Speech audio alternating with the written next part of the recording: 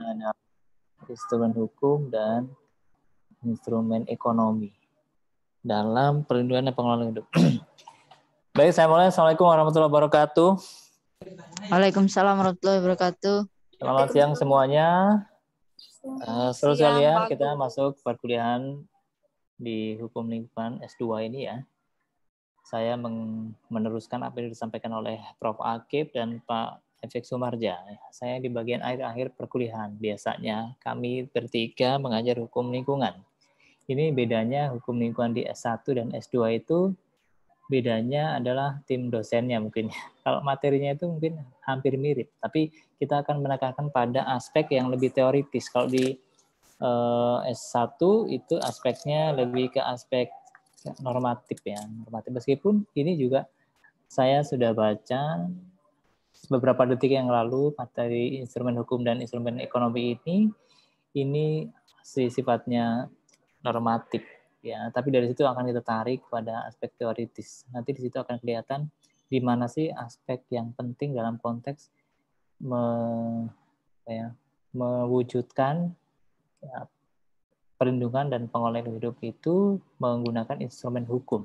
Dan ini ada instrumen ekonomi. Maka kemudian ada tulisan non hukum yang atau penelitian non hukum yang mempengaruhi aspek hukum. Nah, ini saya juga di semester ini mengajar materi kuliah metode penelitian ya. Ini kemungkinan enggak ada yang ke kelas saya dengan Pak Tisnanta, ada juga yang di kelas lain. Tapi ada aspek penting dalam konteks penelitian hukum. Selama ini ya, kerisauan saya itu terbukti bahwa penelitian-penelitian yang dilakukan oleh mahasiswa, ya termasuk dosennya, di bidang hukum itu tidak menemukan yang dimaksud oleh Peter Marzuki salah satunya, mengatakan bahwa penelitian hukum itu preskriptif dan terapan. Nah, faktanya yang sekarang terjadi itu lebih deskriptif naratif. Yang hanya sekedar deskriptif mendeskripsikan bunyi pasal per pasal. Dan itu kekurangannya dua. Yang pertama, kalau dicek plagiarisme pasti 100%. Ya, hampir lah almost 100%. Tapi yang kedua, permasalahan yang kedua adalah tidak sampai bisa diterapkan atau tidak memberikan saran masukan atau preskriptif. Ya, itu kesalahannya. Nah, makanya melalui materi kuliah ini saya juga akan melakukan pendekatan penelitian. Karena akademisi itu pasti nggak jauh-jauh dari, ya ini kan proses pendidikan, tapi juga harus berjalan secara bersama ya, secara paralel dengan proses yang lain, yaitu penelitian dan pengabdian. Ya, ini terutama dari konteks penelitian yang saya bilang tadi, ada kerisauan saya terkait dengan penelitian saudara-saudara sekalian. Yang sudah masuk di saya, salah satu mahasiswa di sini juga terkait dengan lingkungan hidup, itu ya enggak satu sih, 2 atau 3 ya, termasuk yang diskusi dengan saya, mengalami kemandekan berpikir atau apa ya bahasa yang lain tuh kebuntuan. Karena faktanya memang kita memahami konteks penelitian hukum itu tidak tuntas. Itu kita membaca buku misalnya Suran Sukanto atau bukunya ya misalnya buku penelitian yang lain itu ya Peter Marzuki atau yang lainnya penelitian hukum Prof. Abdul Qadir Muhammad itu juga nggak tuntas, nggak selesai. Kemudian muncul buku baru lagi dari Prof. Irwansah. Kemarin kan sama-sama kita juga sudah mengikuti materi kuliah umumnya, dan bukunya juga cukup bagus karena ada novelty-nya di situ. Itu mungkin bisa jadi rujukan bagi mahasiswa penstudi hukum untuk melakukan suatu penelitian. Tapi kita kan nggak bicara mengenai penelitian ya, tapi nanti coba bayangkan materi ini dengan kira-kira penelitian yang kaitan dengan ini apa gitu. Nah, kita masuk ke instrumen hukum dan instrumen ekonomi. Instrumen itu apa sih? Instrumen itu penting sekali ya. Dalam konteks ini mungkin sudah dijelaskan ya di pertemuan sebelumnya bahwa instrumen itu adalah alat atau tools ya. Kalau kita bisa menggambarkan instrumen itu ada dua sebenarnya, instrumen fisik dan instrumen hukum ya. Instrumen fisik itu dalam konteks perlindungan pengelolaan lingkungan hidup itu ada instrumen fisik ya.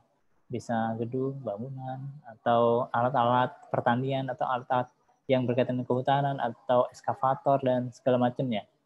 Sementara kita akan bicara mengenai instrumen hukum dalam konteks perlindungan pengelolaan lingkungan hidup. Nah, instrumen hukum yang dimaksud di sini ada instrumen hukum administrasi, hukum perdata, dan hukum pidana, instrumen hukum pidana. Meskipun kalau kita lihat di kaidah normatifnya di Undang-Undang 32 tahun 2009 tentang perlindungan pengelolaan hidup itu ada option atau pilihan bagi aparat penegak hukum untuk memilih mana dulu yang mau diterapkan. Gitu. Misalnya ini saya mulai dari kasus ya. Kasus di satu rumah sakit tertentu lah ya di Provinsi Lampung. Ya ini si penyidiknya minta saya menjadi saksi ahli ya, jadi ahli. Di situ dalam konteks pencemaran limbah medis ya, pencemaran limbah medis ya. Ya jelas objeknya itu adalah pencemaran limbah medis ya. Kaitannya dengan Undang-Undang 32 tahun 2009. Si yang mau dijadikan tersangkanya itu ya dari pihak rumah sakit gitu ya, direkturnya atau si manajemennya. Nah, untuk menentukan itu dia menggunakan pasal kaitannya dengan pidana. Setelah saya teliti ternyata memang bisa langsung diterapkan pidana. Tapi saya katakan bahwa coba dilakukan penelusuran dulu ya secara administratif ya. Apakah sudah administratifnya sudah selesai atau belum? Gitu. Kaitan dengan perdata itu kaitan dengan perjanjian dengan pihak ketiga. Ya, bagi rumah sakit yang tidak mampu, dia bisa mengalihkannya ke pengelolaan ya limbahnya itu ke pihak ketiga. Dan rumah sakit besar itu udah pasti harus dengan pihak ketiga model kerjasama. Itu kan instrumen hukum keperdataan yang digunakan tadi. Nah, kaitan dengan instrumen hukum ini penting sekali dalam konteks sebenarnya bisa dalam konteks pencegahan sekaligus sebagai bentuk penindakan ya, penindakan. Saya cerita dulu tentang instrumen hukum administrasi. Itu ada beberapa instrumen hukum ya administrasi itu. Yang pertama itu ada peraturan. Ya, yang kedua peraturan yang sifat atau karakternya itu kan umum abstrak ya. Peraturan itu bisa dari Undang-Undang Dasar 45 sampai peraturan yang paling rendah, peraturan desa atau peraturan kepala desa. Kemudian itu ya, berdasarkan teori, ya, saya akan mau balikkan ke teori ya, Zumwalt teori dari Hans Kelsen, itu ada hierarki peraturan perundang-undangan itu muncul di ketentuan Undang-Undang 12 tahun 2011 yang sekarang lagi digodok untuk diubah karena ini memasukkan metode omnibus gara-gara ada Undang-Undang Cipta Kerja ya 11 tahun 2020 itu. Nah, di undang-undang itu terlihat hierarki peraturan perundang-undangan ya. Undang-Undang Dasar 45, kemudian bawahnya itu ada tahap MPR, ada undang-undang atau Perpu, kemudian ada PP, Perpres, Permen, Perda. Perda provinsi, kabupaten, kota, bahkan desa, peraturan desa. Di situ dia masuk di hierarki peraturan perundang-undangan. Udah jelas ya, itu instrumen hukum administrasi, yaitu peraturan. Yang kedua ada ketetapan atau bahasanya basicing. Kalau peraturan tadi regeling ya. Yang karakternya itu jelas berbeda dengan peraturan. Peraturan itu umum abstrak karakternya ya. Tapi kalau penetapan yaitu basicing berupa keputusan tata usaha negara terutama di sini ya sifatnya itu atau karakternya itu konkret, individual dan final ya. Konkret dan final. Nah, ini juga instrumen yang digunakan dalam konteks administrasi itu izin itu adalah bagian dari KTUN tadi ya, KTUN. Jadi yang konteks ini dalam konteks pencegahan bisa dalam peraturan, bisa juga dalam keputusan tata usaha negara, yaitu izin misalnya. Izin kan salah satu motif izin itu adalah juga melakukan pencegahan. Kemudian selain itu ada perizinan ya, perizinan. Kemudian ada rencana-rencana. Nanti dibahas di sini secara lebih detail lagi. Kemudian ada instrumen lainnya itu ada namanya, mungkin Anda sudah kenal ya, itu ada namanya Belit Regel. Belit Regel itu peraturan kebijaksanaan ya, yang ketika instrumen hukum yang lain, misalnya peraturan perundang-undangan itu nggak ada atau memberi opsi, maka itu ada dimungkinkan pemerintah itu melakukan diskresi dengan membentuk atau menerbitkan Blade Regal ya, Blade Regal atau peraturan kebijaksanaan yang dasarnya itu bukan undang-undang, tapi dasarnya itu adalah kebijaksanaan dari pejabat tata usaha negara itu yang ingin melakukan proses dalam pemerintahan. Ya, salah satunya dalam konteks perlindungan dan pengelolaan lingkungan hidup itu tadi. Nah, instrumen hukum administrasi yang lainnya itu adalah tadi rencana udah, kemudian Blade Regal atau peraturan kebijaksanaan, rencana-rencana, dan instrumen hukum keperdataan yang lain nanti masuk ke dalam instrumen hukum perdata. Nah, instrumen hukum administrasi itu bisa kita lihat di dalam konteks PPLA itu pencegahan di sini ya, KLAS misalnya, izin, AMDAL, dan lain-lain ya. Kalau yang kaitan dengan penindakan ya ada sanksi administrasi, misalnya ada duang som atau uang paksa, atau sanksi administrasi berupa denda administrasi. Nah, itu kajian tersendiri, denda administrasi atau sifatnya itu uang ya, finansial ya, denda administrasi itu. Denda dengan uang paksa atau duang som. Itu di Indonesia sendiri, bahkan di peraturannya, ya itu salah gunakan. Pengertian itu disalahgunakan, sehingga salah dalam penerapannya. Karena istilahnya itu di interchangeable atau dicampur adukan, jadi sehingga di penerapannya juga salah. Nanti mungkin Anda harus baca sendiri mengenai, karena nggak cukup waktu ini untuk menerangkan itu, karena satu artikel sendiri itu bahas yang seperti itu, tentang denda administrasi dengan duang som, uang paksa. Ya, uang paksa itu ada perbedaan yang sangat sangat signifikan, dan itu malah justru salah, peraturannya salah, apalagi si aparat penegak hukumnya itu salah kaprah karena ngikutin peraturan yang salah. KLAS atau kajian lingkungan hidup strategis ya, untuk konteksnya pencegahan ya, ada izin untuk pencegahan, AMDAL juga untuk pencegahan dan lain-lain ya. Meskipun kajian lebih lanjutnya itu sampai detik ini masih berkutat di Undang-Undang Cipta Kerja atau metodenya omnibus itu tadi. Kemudian ada instrumen hukum perdata, gugatan perdata atau model penyelesaian alternative dispute resolution ya, gugatan perdata atau model penyelesaian. Nah, ini Anda perlu baca buku apa ya tentang bukunya itu tentang gaya bersengketa, Agatha, analisis gaya bersengketa ya.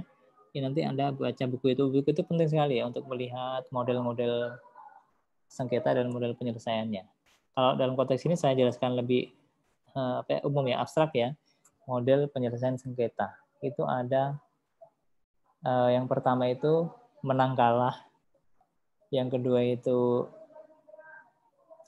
menunda kemenangan atau menunda kekalahan ya. Menunda kekalahan ya. Yang ketiga itu menang-menang, jadi win-win solution. Nah, itu ya, jadi model-model seperti itu yang bisa kemudian kita gunakan atau kita pelajari dalam konteks penyelesaian di aspek keberdataan. Itu mediasi sebenarnya itu ya. Dalam konteks mediasi itu yang dituju itu win-win solution sebenarnya. Tapi dalam konteks ADR ini lebih luas, ya tadi ya mungkin Anda bisa baca buku Agatha itu. Kemudian instrumen hukum pidana. Belum udah azan ya ini.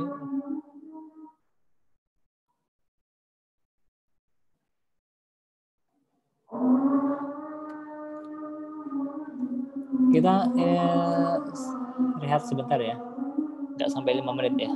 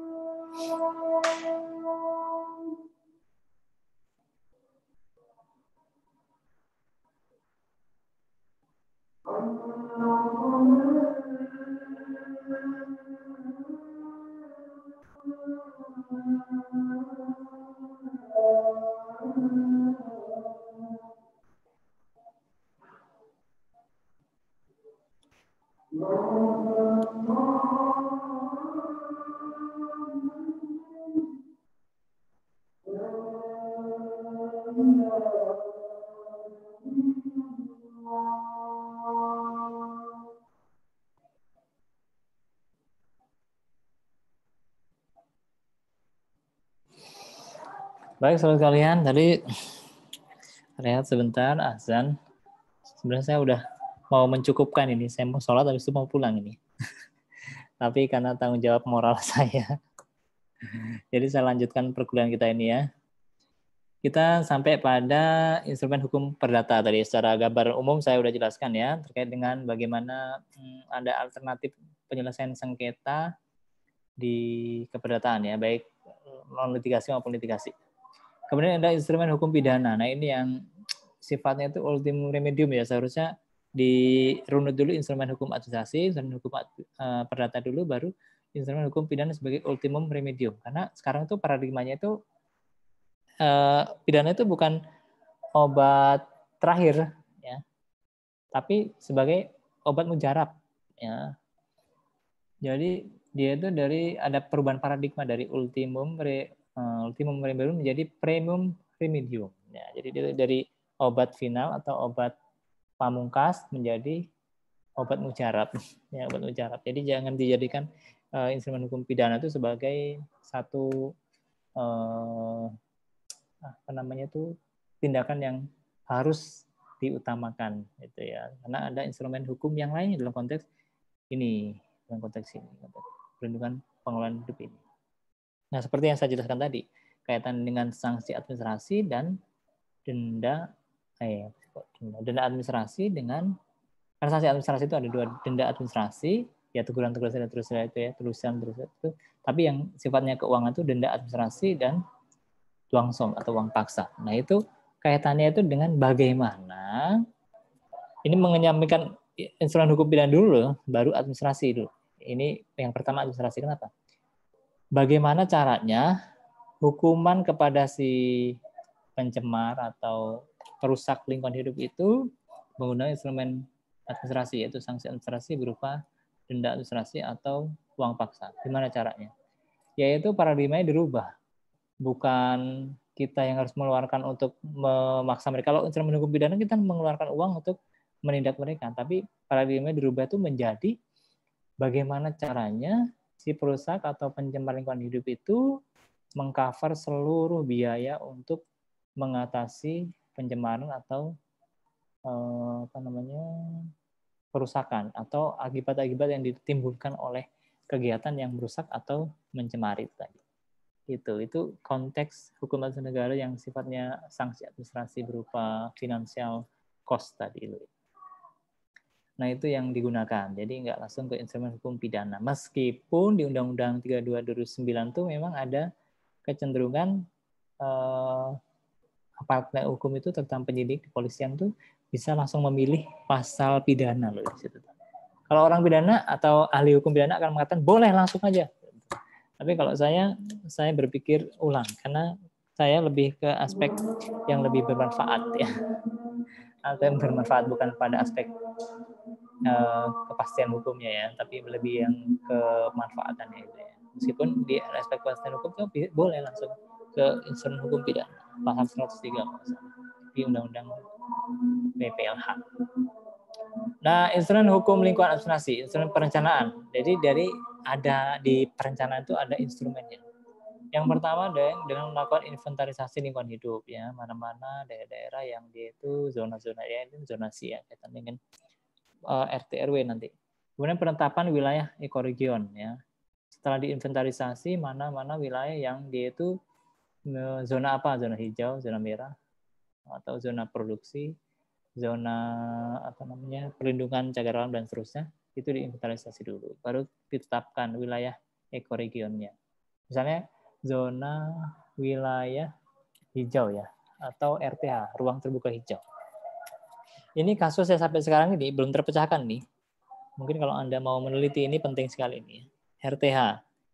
Jadi ternyata dinas permukiman ya, di konteks pemerintah daerah ya, dinas permukiman dan ATR BPN itu sudah menetapkan daerah-daerah ekoregion, termasuk yang RTH tadi. RTH ya, digambar itu menggunakan citra satelit yang dimiliki oleh ATR BPN. Ternyata di citra satelit itu ada gambar hijau-hijau itu ya, daerah-daerah hijau mana yang RTH publik dan RTH privat. Yang keduanya itu sebenarnya sama aja, nggak boleh dilakukan pembangunan atau apa. Kalaupun perlu, ya harus izin dan susah kalau udah pakai zona. Nah fatalnya, masalahnya di suatu daerah tertentu lah ya, dimiliki, dia punya sertifikat hak milik. Sebagiannya itu masuk ke zona hijau tadi, RTH. Nggak bisa diapa-apain. Dijual orang nggak mau. Gitu. Nah, pemecahannya bagaimana? Itu yang sedang diselidiki. Gimana pemecahannya. Nah, itu juga penting dalam konteks ini. Penetapan wilayah ekoregion itu jangan sampai hak-hak milik orang itu terganggu oleh penetapan wilayah ekoregion ini. Harus ada pola yang benar ya, nggak yang pola yang cepat itu bukan, tapi pola yang benar. Prosedurnya harus tepat. Baru kemudian penyusunan RPPL, rencana perlindungan pengolahan lingkungan hidup. Ya rencananya apa gitu dan seterusnya. Nah, inventarisasi lingkungan hidup itu yang pertama, inventarisasi lingkungan hidup terdiri atas inventarisasi lingkungan hidup tingkat nasional, tingkat pulau kepulauan, dan tingkat wilayah ekoregion. Ya. Ini kaitannya dengan pola kerja ya dari nasional, pulau-pulau dan tingkat wilayah ekoregion. Nah, masalahnya yang kaitannya dengan yang RT tadi, zona-zona tadi oleh ditetapkan itu ternyata nasional yang menetapkan tadi. Sehingga RT RW itu sekedar mengikuti meskipun Perda RT RW itu kan berlakunya itu bisa 5 sampai 10 tahun. Belum sampai setahun atau 2 tahun sudah direvisi. Karena ada investasi. Nah, itu kaitannya dengan investasi itu yang mengacaukan segalanya itu karena ada konflik of interest itu. Inventarisasi lingkungan itu dilaksanakan untuk memperoleh data dan informasi mengenai sumber daya alam yang meliputi potensi dan ketersediaan. Misalnya kalau di daerah Bandar Lampung itu banyak potensi ekowisata ya, air wisata yang berkaitan dengan air maksudnya. Atau daerah-daerah yang sifatnya itu nggak datar ya. Tapi kalau di daerah metro mungkin yang nggak punya laut ya itu mungkin beda potensinya. Nah itu juga harus dipetakan atau diinventarisasi. Jenis yang dimanfaatkan, jenis apa kaitannya mungkin biota, flora, fauna yang dimanfaatkan atau dimanfaatkan oleh masyarakat secara umum. Kemudian bentuk penguasaannya bagaimana, itu juga harus diinventarisir. Pengetahuan pengelolaannya, ini kaitan dengan indigenous party. Atau ini kaitannya juga dengan intellectual knowledge. Kemudian bentuk kerusakannya bagaimana, termasuk potensi kerusakan yang akan ditimbulkan. Konflik dan penyebab konflik yang timbul akibat pengelolaan. Misalnya ya, ini misalnya beberapa waktu yang lalu ada penyidik yang minta keterangan ahli dari pidana jelas ya, dan administrasi ya saya, itu kaitannya dengan tanah terlantar. Itu pemerintah provinsi itu tidak menginventarisir tanah-tanah yang sebenarnya itu hak miliknya ya, dalam penguasaannya. Di lapangan itu tanah-tanah itu diperjualbelikan sehingga terjadi konflik atau yang lebih jelasnya itu sengketa pertanahan atau hak kepemilikan atas tanah. Nah, saya diminta keterangan kaitannya dengan hukum administrasi negara, posisinya atau kedudukan kasusnya itu bagaimana. Ya, saya jelaskan bahwa ini kaitannya dengan pemetaan atau inventarisasi aset yang pertama kaitannya itu, yang kedua inventarisasi konflik atau potensi konflik yang akan timbul dari pengelolaan. Ya, kaitannya dengan tanah itu kan juga kaitan dengan lingkungan ya, karena ini kaitannya hutan, kehutanan, lingkungan. Jadi inventarisasi ini penting sekali dalam konteks untuk meminimalisir bahkan untuk mencegah terjadinya konflik. Penetapan wilayah ekoregion. Penetapan wilayah ekoregion dilaksanakan dengan mempertimbangkan kesamaan ini, karakteristik bentang alamnya, daerah aliran sungai, iklim, flora, fauna, sosial budaya, ekonomi, kelembagaan masyarakat, dan hasil interaksi lingkungan hidup. Ini kadang berbenturan dengan proses pembangunan yang dilaksanakan. Misalnya sudah ditentukan, ditetapkan wilayah ekoregion ini tadi, tapi tertabrak oleh proses pembangunan. Misalnya ini beberapa kajian sebelumnya itu kaitannya dengan pembangunan fasilitas umum untuk kepentingan umum. Misalnya jalan tol yang meskipun saya masih meragukan itu untuk kepentingan umum. Jalan tol misalnya, atau pembangunan proyek strategis nasional yang lainnya, itu pasti akan berbenturan dengan yang sudah ditetapkan ini. Gitu. Bisa juga bersinggungan dengan bentang alam yang ada atau daerah aliran sungai, iklim, flora dan fauna, sosial budaya. Nah ini kajian yang mahasiswa bimbingan di S2 ya. Sosial budaya dan ekonomi itu kan berbeda ya. Sosial itu kaitan dengan budaya, tapi sosial ekonomi itu dua hal yang berbeda. Sosial itu akan lebih jauh dibanding dengan budaya. Sosial budaya itu lebih dekat ya kaitannya dibanding dengan sosial ekonomi. Saya minta atau memberi tantangan kepada mahasiswa untuk meneliti tentang sosial ini gitu, tapi belum terbukti berhasil ya. Belum terbukti kaitannya dengan pembangunan yang berkelanjutan. Nah, ini agak sulit untuk dipecahkan sebenarnya karena ini kajian ilmu sosial ya, tapi tidak ada salahnya ketika kita bisa membaurkan antara kajian sosial dengan kajian hukum. Kok gitu Pak? Bukannya hukum itu rumpun ilmu sosial? Ternyata dia punya karakteristik tersendiri. Yang dimaksud dengan sui generis itu ya, punya karakteristik tersendiri. Sehingga kadang-kadang kalau menggunakan metode sosial itu agak kesulitan ya, terutama mahasiswa yang dari bidang hukum. Kalau bidang sosial ya jelas mereka harus tahu. Nah, bidang-bidang yang eksak yang lain ya, misalnya kalau di sini ada di bidang kedokteran ya, Bapak Ibu sekalian, ada di bidang yang lainnya, kelistrikan ya, farmasi atau lainnya yang masuk ke fakultas hukum, dia pendekatannya jelas berbeda dengan pendekatan sosial, apalagi pendekatan hukum gitu. Makanya harus banyak beradaptasi di sini.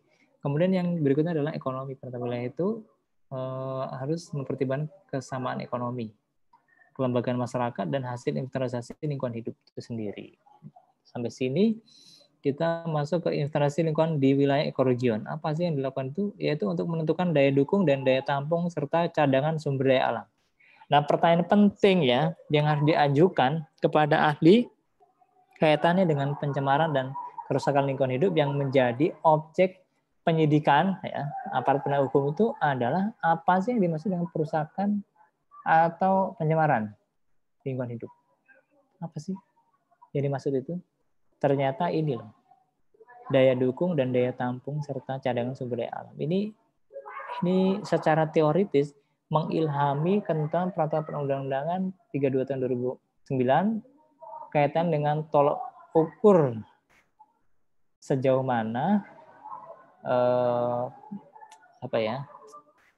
pihak-pihak tertentu itu telah mencemari atau merusak lingkungan hidup.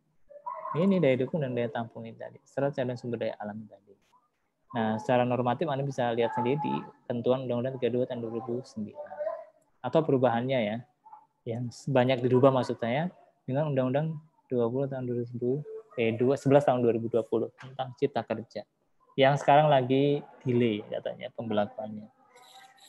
Kemudian rencana perlindungan dan pengelolaan lingkungan hidup RPPLH adalah perencanaan tertulis yang memuat potensi masalah lingkungan hidup serta upaya perlindungan dan pengelolaannya dalam kurun waktu tertentu. RPPLH menjadi dasar bagi pemerintah dan pemerintah daerah dalam menyusun rencana pembangunan EPJP, RPJM. dan dasar dalam pemanfaatan sumber daya alam. Jadi kalau ini Bapak Ibu ada yang di Bapeda nggak? Nah ini dalam konteks perlindungan lingkungan hidup itu Bapeda memiliki peran penting dalam konteks penyelenggaraan pemerintahan di daerah untuk menyusun rencana pembangunan ya menengah panjang itu dan konteks pemanfaatan sumber daya alam.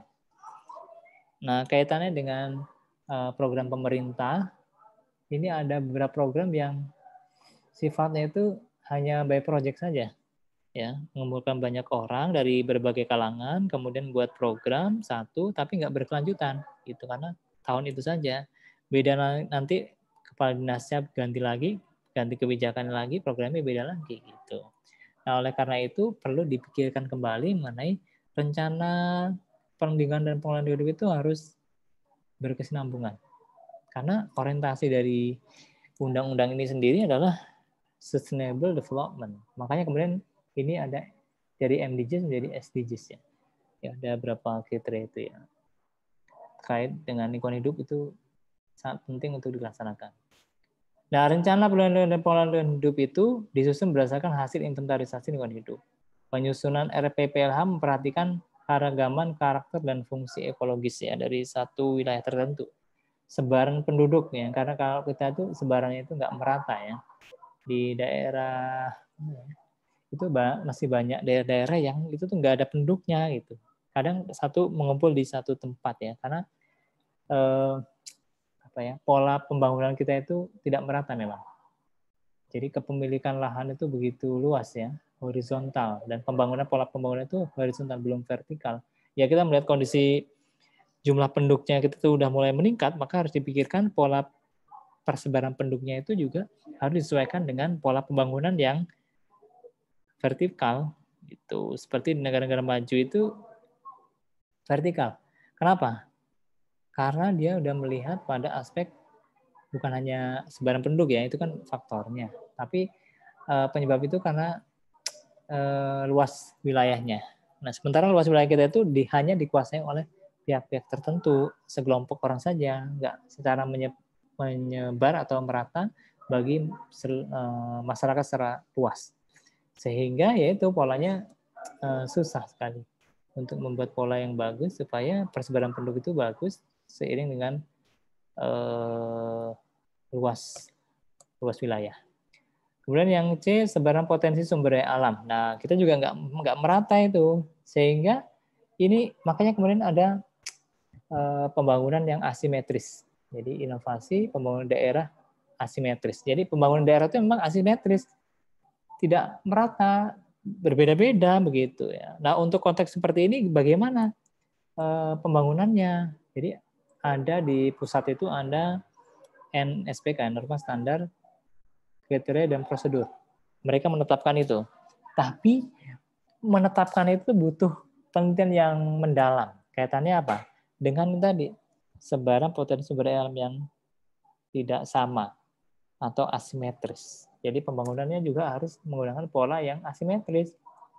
Gitu. Kaitannya juga dengan kearifan lokal. Karena masing-masing daerah itu punya sistem budaya yang erat kita sering sebut sebagai kearifan lokal. Ya, kearifan lokal itu nanti waktu itu sempat viral sih ya, tapi belakangan sudah nggak dinilai karena sejauh ini belum banyak atau bahkan sedikit yang bisa menyebutkan atau menjelaskan mengenai apa sih itu kearifan lokal dan kriteria kearifan lokal itu yang seperti apa. Itu jadi definisi kearifan lokal itu masih belum implementatif atau aplikatif. Saya masih belum percaya kearifan lokal itu yang seperti apa, yang bisa divalidasi untuk kearifan lokal ini. Makanya kemudian buktinya adalah sekarang sudah nggak viral lagi. Ya mungkin udah saking banyak yang tulis ya, tapi sejauh ini tulisan-tulisan mengenai kearifan lokal itu belum aplikatif. Baru sebatas pada konsep ya, bukan konsep yang operasional tapi konsep yang masih teoritis. Kemudian yang berikutnya adalah aspirasi masyarakat dan perubahan iklimnya. Ini konteks aspirasi masyarakat itu penting sekali ya. Aspirasi masyarakat itu berkaitan dengan peran serta masyarakat atau public participation ya, yang wujudnya itu yaitu public participation itu adalah wujud dari aspirasi masyarakat sendiri ya. Yang mengilhaminya itu adalah hak masyarakat untuk ikut dalam proses pembangunan. Nah, makanya saya mengajukan untuk membuat produk hukum terkait dengan partisipasi masyarakat di daerah. Kemudian perubahan iklim ini menjadi core concern dari dunia internasional terkait dengan perubahan iklim tadi, karena kaitannya juga dengan lingkungan hidup yang lebih luas lagi.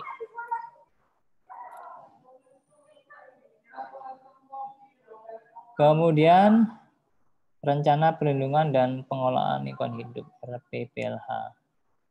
Itu nasional itu oleh menteri, RPH itu tanggung jawab gubernur, RPH kabupaten kota, wewenangnya ada pada bupati dan atau wali kota, bupati atau wali kota. Seterusnya instrumen hukum administrasi. Jadi banyak sekali instrumen hukum administrasi yang bisa disebutkan di RPPLH, instalasi kekeluargaan, rencana termasuk KLHS, pencegahan pencemaran dan perusahaan lingkungan hidup. Tata ruang itu juga bentuk dari instrumen hukum administrasi. BML, baku mutu lingkungan yang saya bilang tadi sebagai tolak ukur dalam menentukan ini sudah merusak atau sudah mencemar atau belum. Kriteria baku kerusakan lingkungan. Ada AMDAL, ada UKL, usaha kelola lingkungan dan perlindungan lingkungan hidup. Ada perizinan, ada audit lingkungan hidup, ada peraturan berbasis lingkungan hidup, ada instrumen ekonomi lingkungan hidup, anggaran berbasis lingkungan hidup, analisis risiko lingkungan hidup, dan instrumen lain sesuai kebutuhan atau perkembangan iptek ya. Misalnya ya banyak instrumen yang seperti saya sebutkan tadi, bisa dalam konteks kebijakan, peraturan kebijaksanaan, dan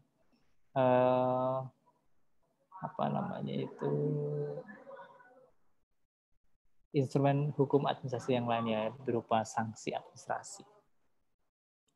Nah, inti kajian dalam KLHS itu yang tadi yang saya sebutkan, KLHS itu yang penting adalah pengajian pengaruh kebijakan rencana dan program terhadap kondisi lingkungan hidup suatu wilayah, tata ruang, RT/RW, RPJP maupun RPJM. Kemudian ada perumusan alternatif penyempurnaan KRP tadi, dan rekomendasi perbaikan KRP yang mengintegrasikan prinsip pembangunan berkelanjutan. Nah, saya bilang tadi di awal ada sustainable development ya. Gitu. Nah, saya sampai di sini kajian-kajian berkaitan dengan pembangunan berkelanjutan ini hanya sebatas konsep belaka, belum bisa diimplementasikan. Nah, mahasiswa di S2 ini juga seperti itu. Yang saya lihat mereka menulis ya, misalnya judul penelitian atau judul tesisnya itu ujungnya itu sustainable development atau pembangunan berkelanjutan. Ini prinsip pembangunan berkelanjutan, tapi implementasinya di pembahasannya itu kok nggak ada ya ini ya, prinsip pembangunan berkelanjutan itu menjadi tolak ukurnya dalam mengukur sejauh mana pembangunan yang secara praktik dilakukan itu tuh bertentangan atau sesuai atau sejalan dengan prinsip pembangunan berkelanjutan. Belum sampai ke sana.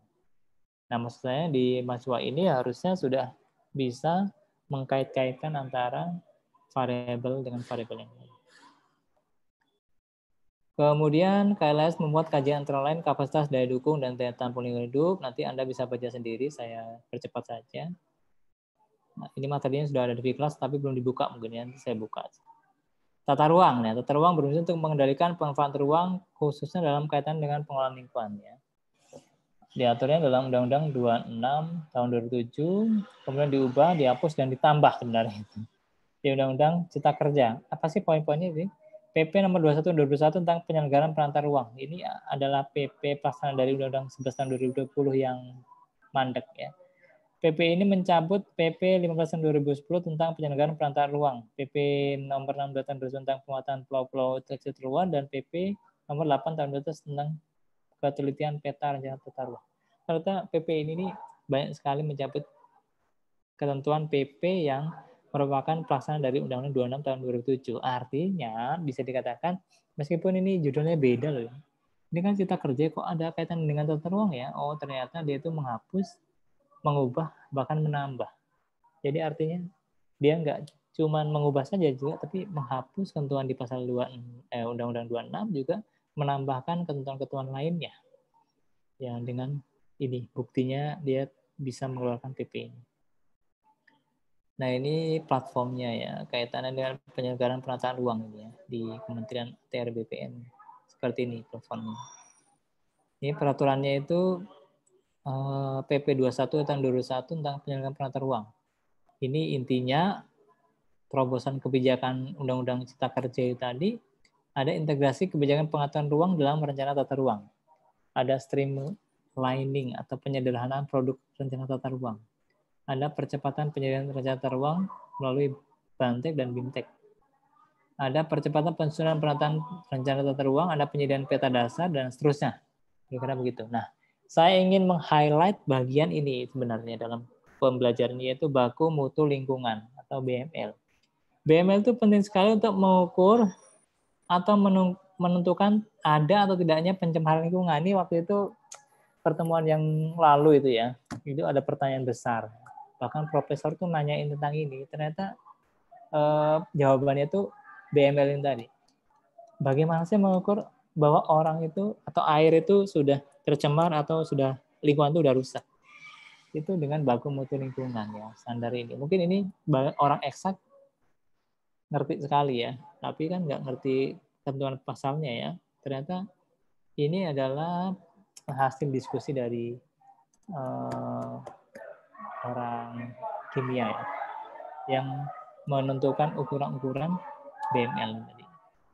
Nah, terdiri dari baku mutu ambien, emisi, gangguan air, dan air limbah. Nah, ini baku mutu lingkungan hidup itu menjadi tolok ukur ya.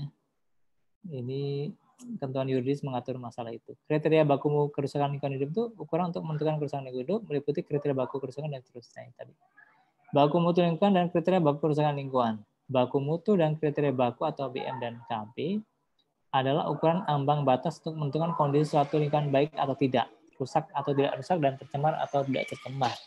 Itu. Jadi ada ukur-ukuran yang di lab itu bisa terlihat apakah dia telah mencemari atau belum. Misalnya kita lihat, oh ini bau, ini udah nggak bisa dipakai lagi, warna juga udah berubah.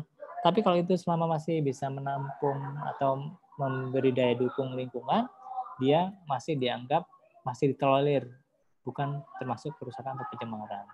Nah, tercemar atau rusak itu ya kaitan dengan baku mutu terkait dengan ukuran batas atau kadar makhluk hidup, zat, energi, dan atau komponen lainnya yang masuk atau dimasukkan ke dalam satu lingkungan. Nah, kalau lingkungan itu sudah nggak bisa menampung, artinya itu sudah tidak bisa mentolerir perubahan lingkungan.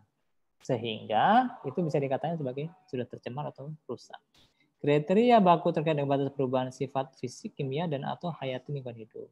Jika baku mutu terlampaui, jadilah pencemaran. Jika kriteria baku terlampaui, jadilah kerusakan lingkungan. Nah, ini ukur-ukurannya itu seperti ini. Jadi mengukur itu tuh juga dengan rumus ya. Nggak bisa mengatakan, oh itu udah rusak, itu udah begini. Enggak. Orang hukum nggak bisa menjawab ini, tapi orang hukum bisa mengaitkan bahwa ini telah terjadi kerusakan. Berdasarkan apa? Berdasarkan data dari lab ini.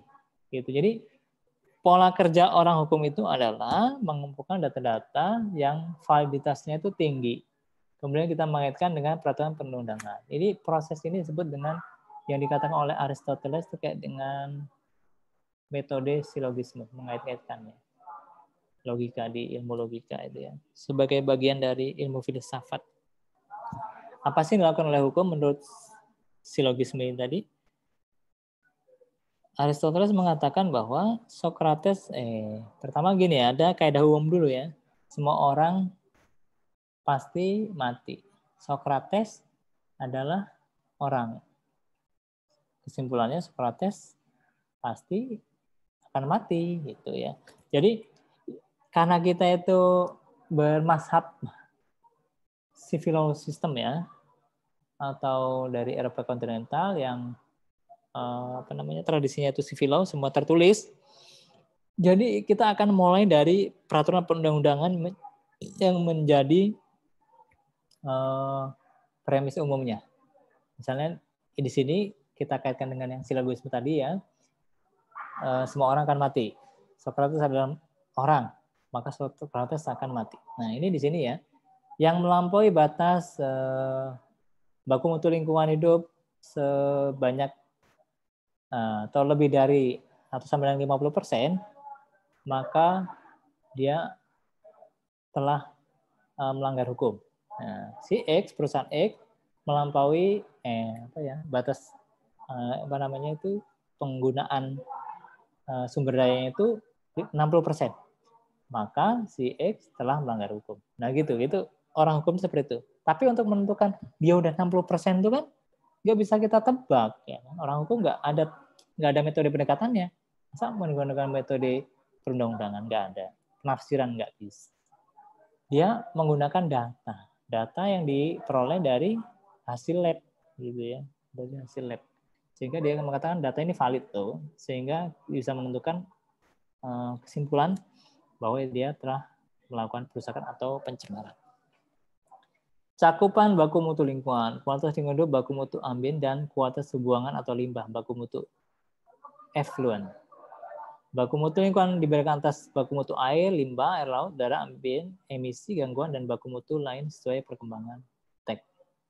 Selanjutnya, kriteria-kriteria ini bisa dibaca sendiri. Ini perbedaan antara baku mutu dengan kriteria baku mutu tadi ya. Kerusakan lebih lanjut diatur dalam PP ya. Ini normatif sekali. AMDAL bisa dilihat. Nah ini mungkin prinsip dan konsep dasar pengaturan AMDAL dalam Undang-Undang Cipta Kerja ini mungkin yang baru ya. Saya harus sampaikan ini. Beberapa perubahan pengaturan AMDAL dalam Undang-Undang Cipta Kerja itu perubahan nomenklatur perizinan ya. Perizinan itu banyak yang beralih menjadi persetujuan. Pengintegrasian izin lingkungan. Ada transformasi komisi penilai AMDAL menjadi tim uji kelayakan. Ada uji kelayakan dokumen AMDAL oleh ahli bersertifikat sekarang.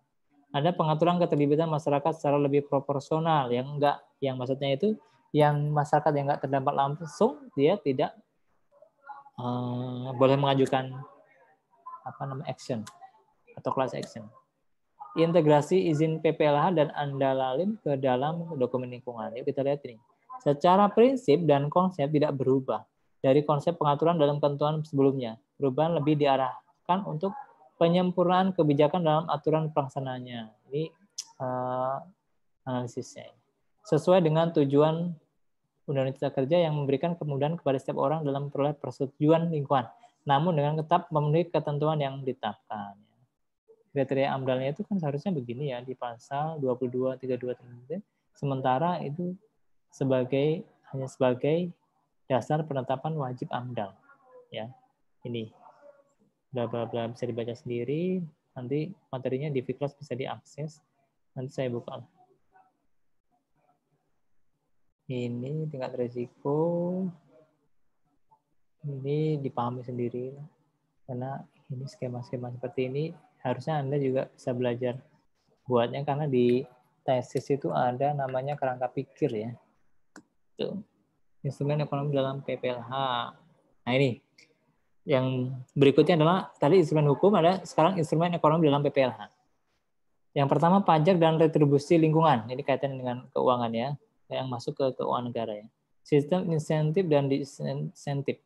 Misalnya pajak dan retribusi lingkungan itu ada ya, misalnya pengurusan izin segala macam itu ada retribusi. Dalam HGU atau pengelolaan lingkungan itu ada pajaknya. Kemudian ada sistem insentif dan disinsentif. Misalnya kalau dalam konteks pertanian itu dia yang mengelola lingkungan hidup itu dengan baik itu dia mendapatkan insentif. Dan kalau dia itu mengalihkan, misalnya lahan pertanian dialihkan menjadi non pertanian pangan, dia dikenai disinsentif, misalnya nanti pengurusan ini dibebankan ini dan seterusnya. Nah, disinsentif ini, misalnya kalau saya ikut menyusun ya, peraturan daerah tentang alih fungsi lahan pertanian pangan, kalau di Pemda atau kota ya, kalau di provinsi itu tetap perlindungan lahan pertanian pangan berkelanjutan perdanya itu. Tapi kalau di daerah itu alih fungsi lahannya lebih spesifik.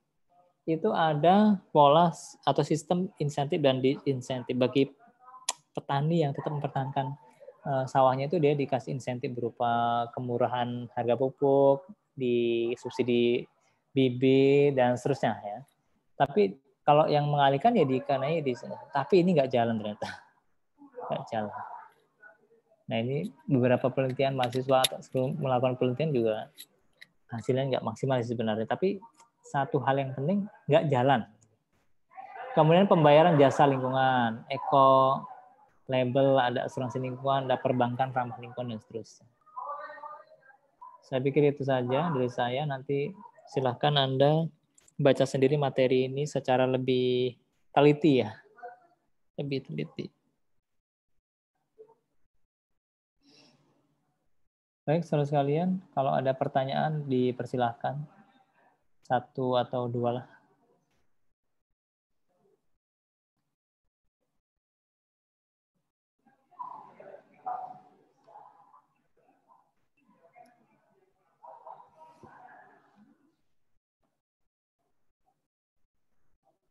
Halo, ada pertanyaan? Terus mau nanya Pak, Oh iya, silakan. kan tadi sempat Bapak singgung misalkan perubahan lahan ya Pak dari pemerintah ya terhadap peta lahan ya Pak. Nah misalkan dulu ada sebuah lahan nggak masuk ke dalam peta, misalkan jalur hijau gitu ya Pak, tiba-tiba masuk gitu. Mungkin dulu Pak Agus pernah dengar yang waktu Ahok jadi bupati ya, yang dia pernah berbisnis, kemudian lahannya awalnya dimiliki oleh dia, kemudian berubah makin lama makin kecil dan segala macam. Nah, saya mau nanya di sini Pak, berarti kan negara bisa secara sepihak untuk mengambil alih berarti Pak kepemilikan lahan terhadap masyarakat, atau gimana Pak soal itu? Karena kan sering kasusnya itu, terutama lahan-lahan pertanian ya Pak ya, perkebunan biasanya yang dimiliki oleh masyarakat gitu. Sejauh ini ya dari pengalaman saya menangani kasus atau mendengarkan kasus yang ada ya, dapat konsultasi dari advokat yang datang ke saya minta pertimbangan, itu saya belum bisa menentukan bahwa apakah itu secara tersistem atau enggak ya, pola pengambil alihan lahan itu. Tapi sejauh ini saya hanya bisa mengatakan bahwa itu ketidaksengajaan ya, nggak sengaja dia itu mengambil alih lahan, mengambil lahan masyarakat ya. Itu misalnya yang tadi ada jalur hijau atau yang RTH ya, ruang terbuka hijau itu tadi kan akibatnya masyarakat nggak bisa jual. Kasusnya ada sebulan yang lalu lah ya, ada advokat yang datang ke saya, dia ada kliennya itu punya tanah 1,3 hektar ya di Bandar Lampung ya, nilainya itu kan lumayan ya, 400.000 sampai 1 juta per meter ya, udah miliaran lah ya. Ternyata sebagian itu udah masuk jalur atau wilayah hijau. Kemudian saya minta advokat itu minta RT RW, ternyata baru RT RW-nya itu baru dan belum dipublish ya di DPRD. Baru belum dipublish. Jadi ke sekretariat DPRD. Ternyata dasarnya itu nggak jelas. Dasar penentuan itu tadi hanya sekedar itu saja. Memang itu untuk laporan ke atas bahwa kita sudah memenuhi RT RW 30%. 20% itu RT RW publik, 10% RT RW privat ya.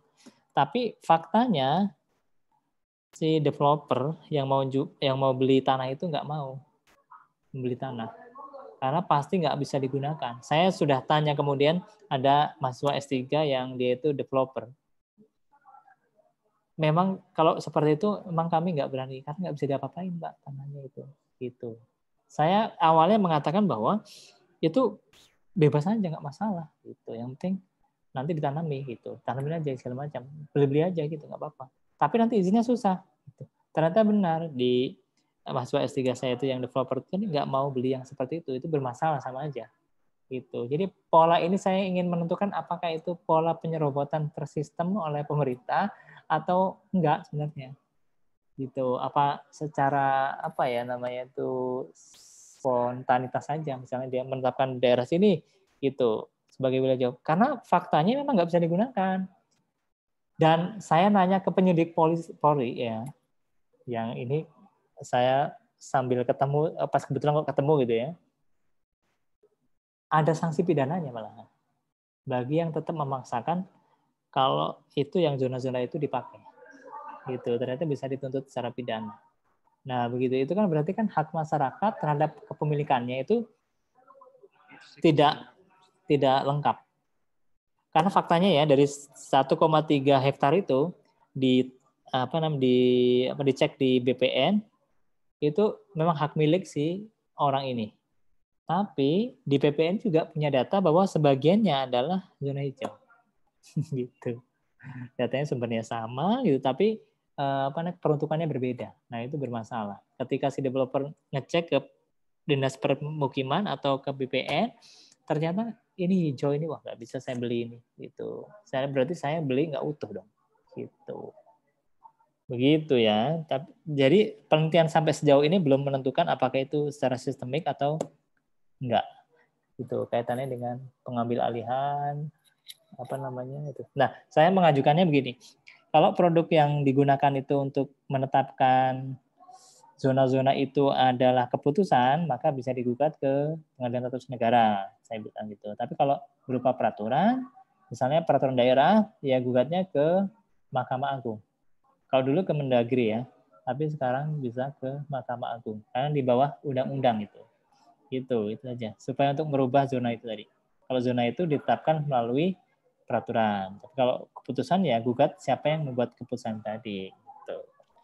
Dulu saya pernah menemukan kasus Pak waktu ngaudit di Makassar nih Pak. Gitu. Ya. Jadi ada satu kawasan di Makassar, memang tengah kota sih Pak. Jadi setiap pengalihan hak, misalkan jual beli nih Pak, lahan gitu ya, itu pasti dia nggak bisa dijadikan hak milik Pak. Tapi dia berubah turun menjadi HGU gitu. Ya. Atau HGB gitu ya Pak. Padahal HGB itu biasanya yang beli kan badan usaha. Ya. Kalau orang pribadi kan hak milik kan biasanya. Jadi waktu itu klien saya nanya, Pak, kenapa ya ini kok kita beli dari hak milik, terus kita beli nggak bisa dibalik nama jadi hak milik, tapi bisa dibalik namanya jadi HGU Pak, atau HGB kan gitu. Waktu itu saya kan belum belajar hukum, saya bilang, Pak, sepertinya ada perubahan peta deh, bahwa ini akan dijadikan kawasan publik, saya bilang gitu. Sehingga tapi nggak tahu kapan, sehingga diturunkan dulu statusnya gitu. Itu jawaban saya waktu itu Pak, karena saya basicnya kan auditor bukan hukum gitu. Jadi saya lihat, dan itu memang ada beberapa kawasan yang berapa kilometer saja Pak. Yang itu memang dekat dengan, kalau dilihat dari pengembangan, itu memang di tengah kota yang kayaknya mau dijadikan sarana publik Pak. Nah, jadi saya bilang gini Pak, kalau Bapak mau selagi tinggi harganya dijual aja. Kantornya dijual aja, terus pindah, saya bilang gitu. Padahal nanti orang nggak mau beli Pak, turun gitu. Atau pemerintah yang mau beli gitu. Nah, itu satu kasus Pak. Nah, mungkin kaitan dengan itu. Terus kalau kita, kemarin saya nonton nih Pak, film yang Our Green National Park yang Obama itu yang sebagai narator. Itu kan kelihatan Pak, bahwa secara internasional lingkungan itu berkembangan Pak. Menjadikan lahan-lahan yang dijadikan kawasan konservasi gitu. Konservasi hewan misalkan gitu ya Pak. Hutan lindung gitu ya kan. Terkadang kalau dilihat di sana Pak, dia bisa menyerempet kepada lahan dulunya merupakan lahan pertanian Pak. Ya kan, di Afrika tuh ada tuh, dia lahan pertanian tuh Pak, lahan pertanian. Tapi sekarang dia masuk ke dalam kawasan hutan lindung gitu loh. Dia masukin kawasan konservasi internasional malah gitu. Tetapi bedanya petani masih boleh menggarap gitu. Tetapi petani tidak boleh memburu hewan yang ada di dalamnya Pak. Nah itu bedanya di situ. Tapi petani boleh menggarap. Jadi yang lucunya begini, petani akhirnya membiarkan rusa, namanya seperti rusa dia Pak, rusa kecil gitu, memakan tanaman yang ada di situ gitu. Karena mereka takut untuk ini Pak, karena ada hukumnya gitu.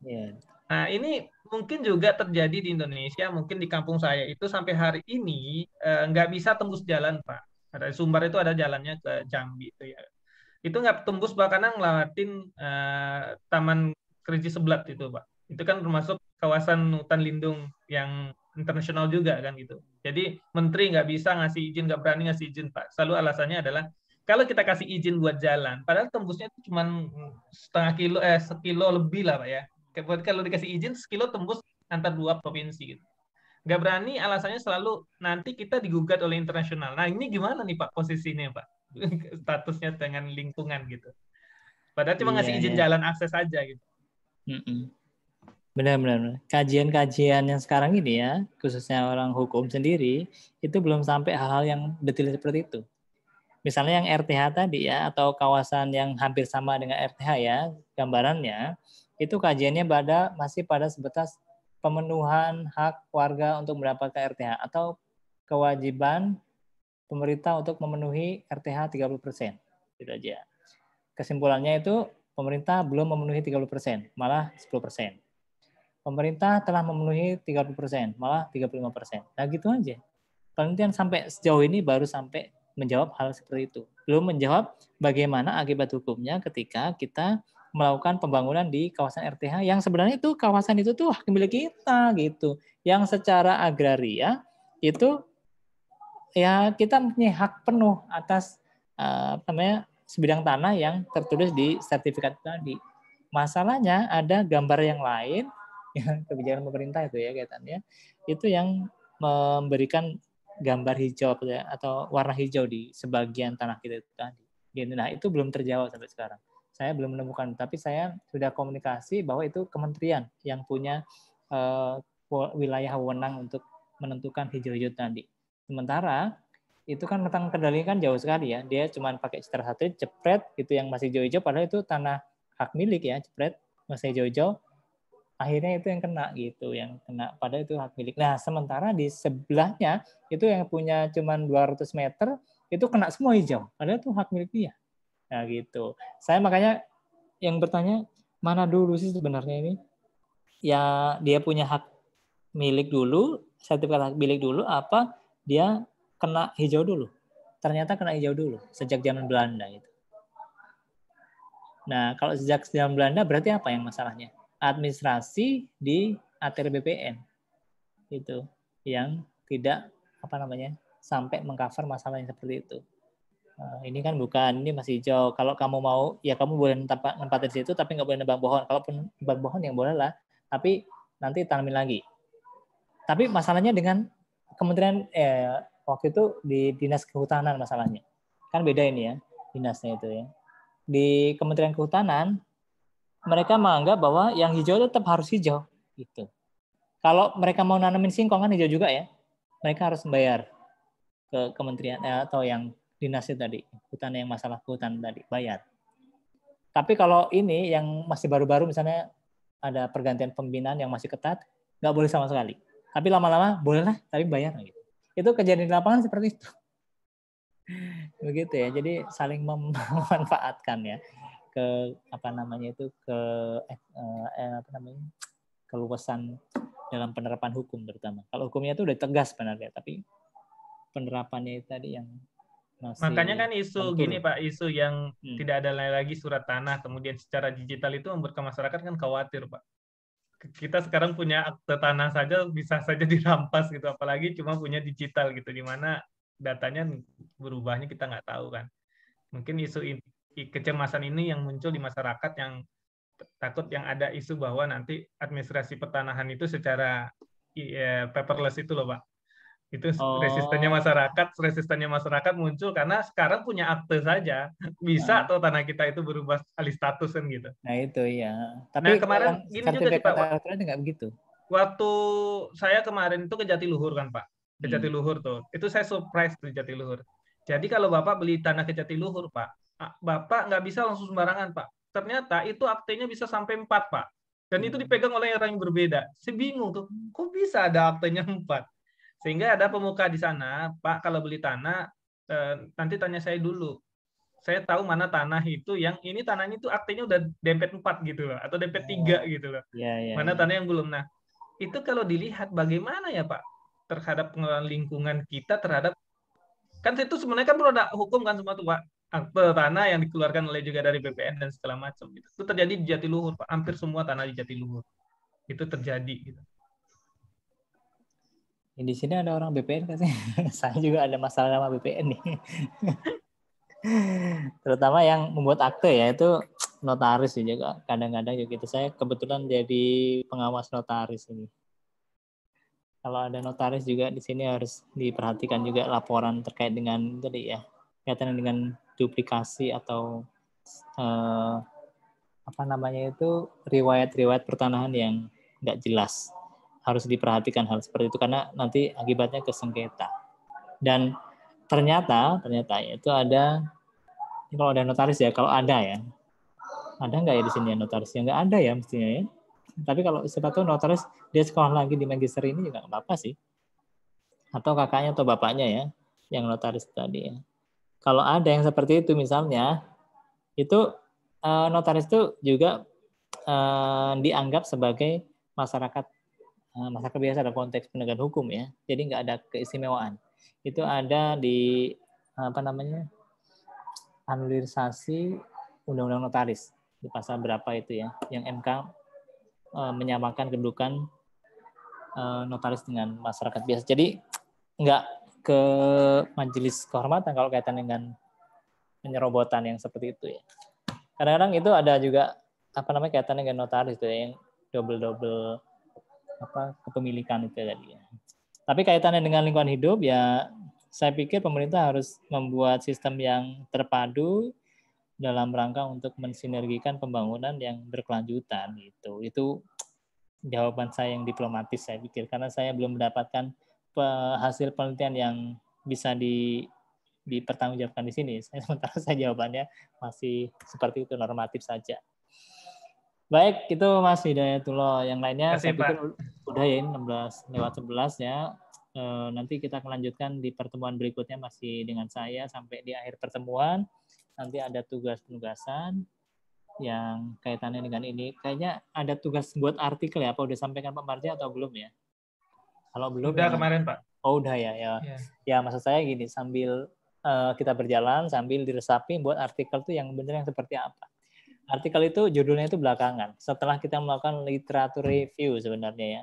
Penelitian sebelumnya yang dilakukan itu sejauh mana sih, baru kemudian kita ketemu gap-nya, dan gap itu memunculkan ide, oh ini nih saya mau meneliti ini, baru kan ketemu judulnya ini gitu ya. Jadi bukan judul dulu gitu. Judul itu mempresentasikan luas atau novelty sebenarnya. Tapi kan novelty itu didapat dari literatur review yang sudah kita lakukan. Nah itu kira-kira gambaran umum. Agus pernah tahu pop software nggak Pak? Kayaknya itu software yang untuk nyari novelty ya. Yang Publisher Paris. Iya ada itu. Kan? Kan kemarin setelah saya bimbingan dengan Pak Agus kan bilang, Pak Hidayat tolong di pendahuluannya dimasukin paper-paper yang walaupun nggak ada hubungannya dengan hukum, tapi terkait dengan isu kan Pak. Nah kemudian saya cari itu Pak, kemarin menggunakan Publisher Paris itu Pak. Ternyata yang membahas itu cukup banyak sih Pak, ada 900-an gitu. Ya kan. Nah saya sih gini, kalau di finance atau accounting ya Pak, kalau biasanya di D3 kan dulu nyari itu novelty itu dengan menggunakan itu. Habis itu kita visualisasikan dengan post viewer. Nah, apakah di hukum kita juga bisa lakukan seperti itu nggak Pak? Gitu. Masalahnya gini loh, bedanya ada tolok ukur. Nah, tolok ukurnya itu kan ada tolok ukur yang sifatnya kualitatif dan kuantitatif. Iya, betul. Kuantitatif bisa dihitung ya, tolok ukurnya itu bisa dirumuskan atau bisa dihitung ya. Tapi kalau yang kualitatif ini agak susah. Makanya kaitannya dengan yang seperti ini butuh intuisi atau intellectual guessing ya. Jadi prediksi intelektual yang sifatnya lebih kualitatif. Nah itu butuh mikir. Kemarin saya akhirnya gini Pak, tetap dengan Publisher Paris itu saya cari ya Pak, terutama untuk mapping paper yang lebih baru. Misalkan 2000, dia kan ngurut Pak 2022 sampai terakhir kan. Betul. Nah kemudian karena saya kan isunya undang-undang tahun 2011 tuh Pak, pasti kan saya nggak mungkin di bawah 2011 tuh rujukannya, karena sebelum ada kan saya diambil. Tapi kemudian mau saya taruh di Post Viewer Pak, saya bilang tadi kalau Post Viewer itu kan kuantitatif ya, gitu. Dia baru bisa tuh besarannya udah banyak dibahas, masih sedikit dibahas. Akhirnya saya pilih berdasarkan judul Pak, judulnya yang sama-sama isunya saya pilih, baru saya bacain hasilnya gitu, baru saya mappingin, saya caplokin, saya masukin ke dalam pendahuluan gitu. Makanya kemarin tuh sempat nanya, nggak bisa nih pakai Post Viewer ternyata karena di kualitatif kita ini bukan kuantitatif gitu. Nah, iya benar. Kalau ekonomi meskipun dia lingkupnya sosial tapi dia tetap pakai metode kuantitatif. Iya, betul Pak. Gitu kan ya. Jadi makanya agak mudah kalau pakai aplikasi-aplikasi seperti itu. Nah, kelemahannya kalau kita itu agak susah di hukum itu dia kualitatif sehingga kualitatif murni ya. Jadi nggak ada yang bisa diukur-ukur yang seperti itu. Ya. Ini Rosa ini juga mungkin udah mulai deh kali ya. Mulai belajar yang kayak gitu ya. Literatur review. Baik, itu saja ya. Saya pikir nanti diskusi bisa kita lanjutkan di pertemuan berikutnya. Atau saya standby di sini juga Senin sampai kadang sampai Sabtu di kampus. Anda bisa ketemu saya. Kalau pas saya nggak sibuk berarti ya. Iya Pak. Saya pikir itu terima kasih atas partisipasinya. Sampai ketemu. Assalamualaikum warahmatullahi wabarakatuh. Waalaikumsalam warahmatullahi Selamat sore dan selamat berbuka puasa. Waalaikumsalam. Iya Belum, Pak, sama-sama masih Pak. jam 4. Oh, jam 4 ya.